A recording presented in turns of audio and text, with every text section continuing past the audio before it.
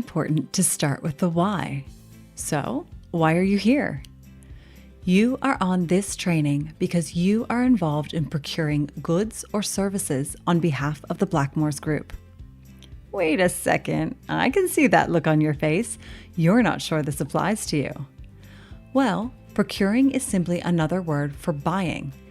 And while you may not be swiping your company credit card, the role you play in Blackmores still impacts the goods or services that we receive. I'm going to spend some time with you today walking you through the Blackmores Group Strategic Sourcing Standard.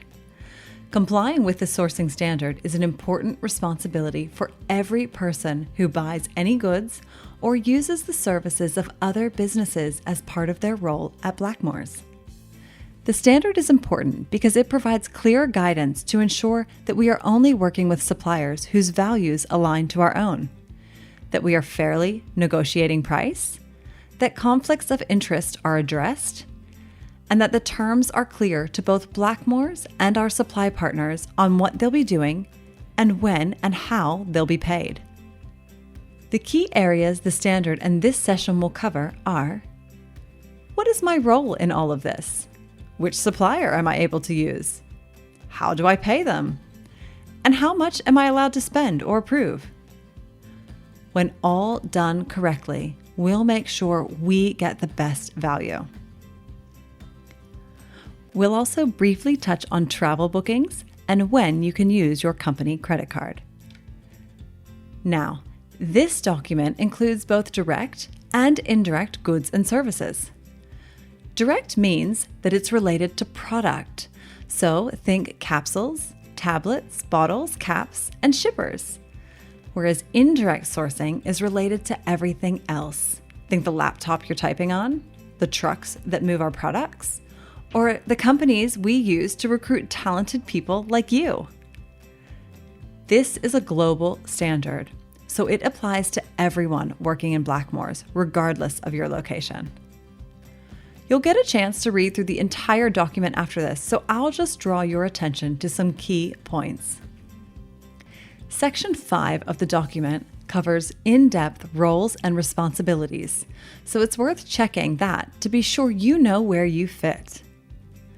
The goal of this standard is to explain how we seek to continuously maximize value for Blackmores while minimizing any adverse impacts on the environment or the communities in which we operate. And of course, we need to make sure that the good or service is available to be used when we need it. Now, lucky for you, there are 4 different ways that you can procure goods or services. The first is raising a PO. That stands for purchase order. Now, don't fall asleep on me. I know POs can sound boring, but they're a great way to track our spend, and we encourage you to use this method so we have accurate spend data. The second is good old-fashioned swiping your credit card. But this one comes with limits, for real. We'll cover more on those limitations later. Of course, there is a more formal way of engaging with a supplier, and this is by getting into a contract. This one takes time, and you should engage with a strategic sourcing team to do this. Under contract, it is preferred that you raise a PO, but sometimes the supplier will simply invoice us and will be paid that way. Lastly, we have worked hard to choose a travel management company to get the best value from our group travel, manage our travel emissions footprint, and to make sure you travel safely. You can purchase things like flights and accommodation through their platform. Consult with your leader and the EA responsible for your area to pay for travel this way. Now, this goes without saying, but it's really important that you don't spend more than you're allowed to. We have a policy called the Delegation of Authority. This policy has a few names in our organization and is sometimes called the DOA. Sometimes it's called the DLA for Delegated Levels of Authority, or even swapping those letters around and calling it the DAL. For the purposes of this training, I'm going to call it the DOA for short. But if you hear DOA, DLA, or DAL within the business, It's a reference to the same document. Now, this document has a giant table in it to help you make sense of what you can purchase and when you need to go up the ladder for approval on your spend. You might be asking yourself, how do we keep track of all of our suppliers? I'm so glad you asked.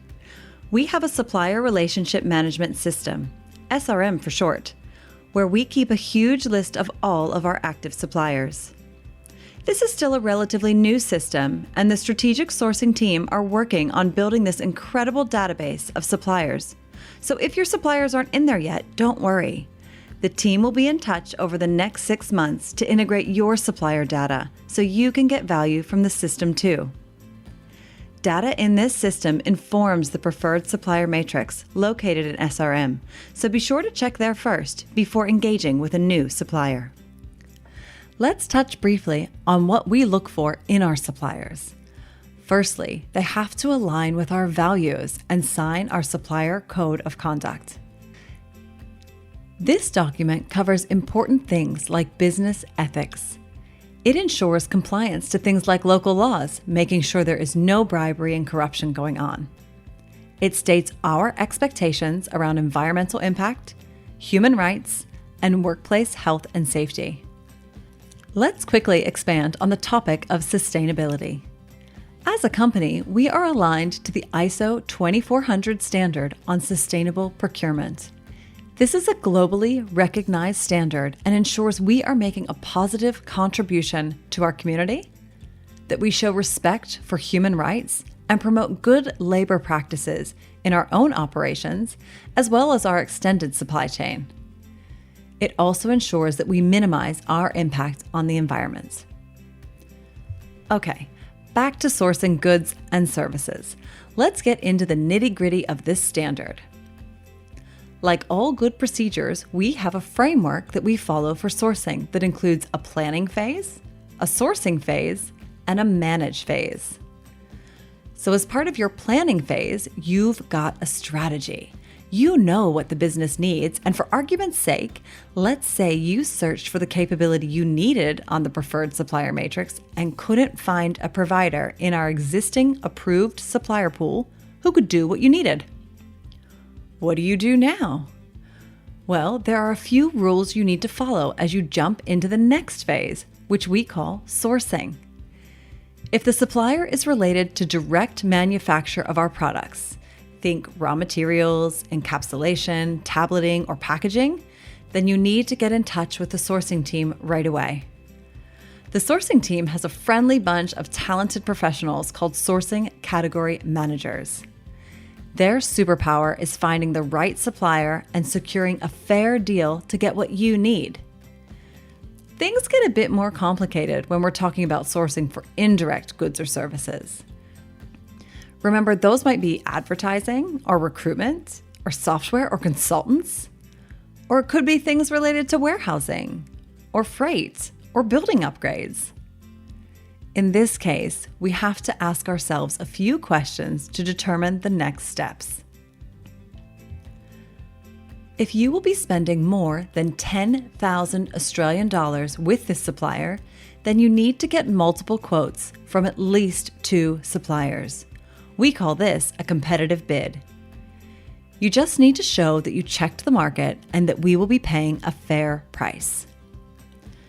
In some cases, you might be entering into a really big deal and you will potentially be spending more than 200,000 Australian dollars a year with this supplier. Or maybe they would be deemed business critical or high risk. Or perhaps they are viewed as a key strategic opportunity. You're probably going to need some help negotiating those terms. And remember the super sourcing category managers I was telling you about? Well, we have them for indirect sourcing too. And their role is to help you negotiate those terms and drive as much value for the group as possible. The team will follow a process known as a sourcing event workflow to help you take your strategy from something on paper through to contract signing.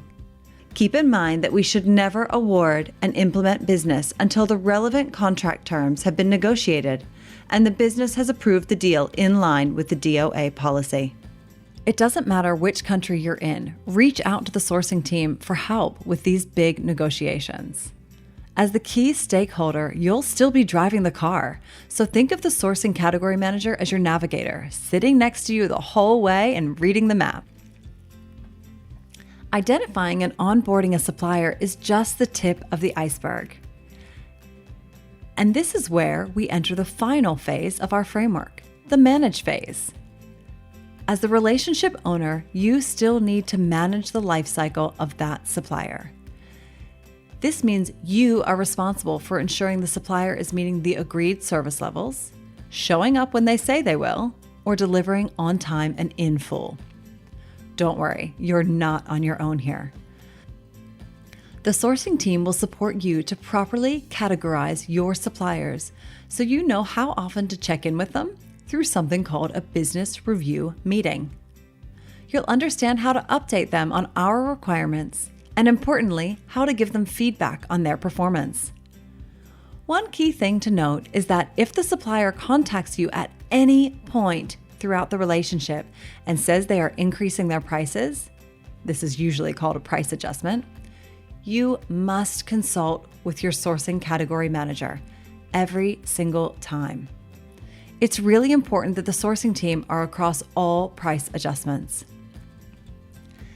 Now, we know everyone loves a good RACI table, so check out the document after this training to see who is responsible and accountable for each phase, and also who needs to be consulted and informed. Are you still awake? Stay with me now. We're in the home stretch, and this next part is really important. We're going to cover payment terms. Yes, maybe not exciting, but incredibly important. If you are paying a supplier operating inside Australia and they make less than 10 million Australian dollars per year in revenue, we are obligated to pay them on 30 days from invoice payment terms. If they make more than 10 million Australian dollars per year, then we should negotiate for 60 days end of month or longer where possible. For all international suppliers, the standard payment term is 60 days end of month. Did you get that all? If you ever forget, just check the document or ask the sourcing team. They will help. Remember way back in the beginning when I said you can pay on your credit card, but there are limitations? Well, now I'm going to tell you about those. Use of a company card should be reserved for single payments and is not to be used as a reoccurring method of payment to a supplier. And when it comes to that all-important question, how much can I spend?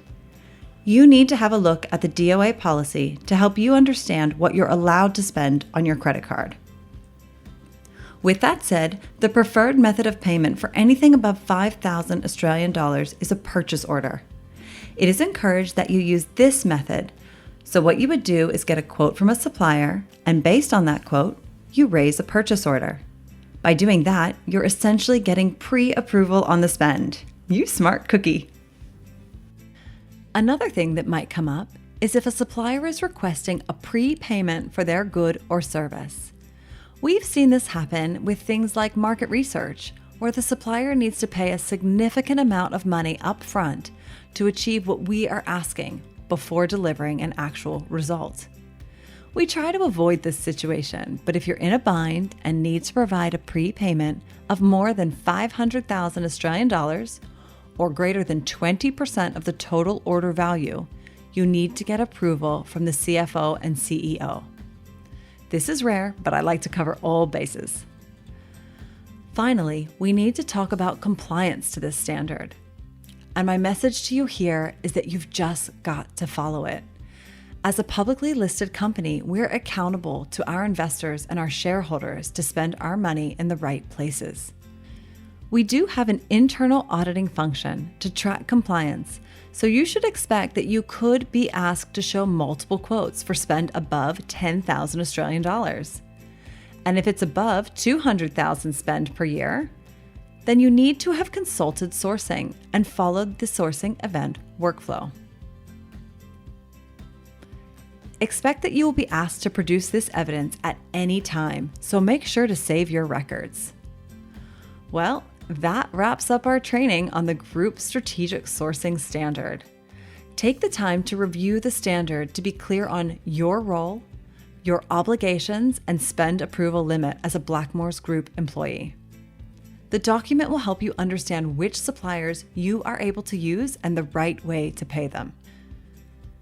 It covers engaging with strategic sourcing to ensure the correct process is followed to maximize value and have the right contracts in place. And it gives you clarity on booking travel and using your company credit card. And remember, reach out to the sourcing team if you have any questions.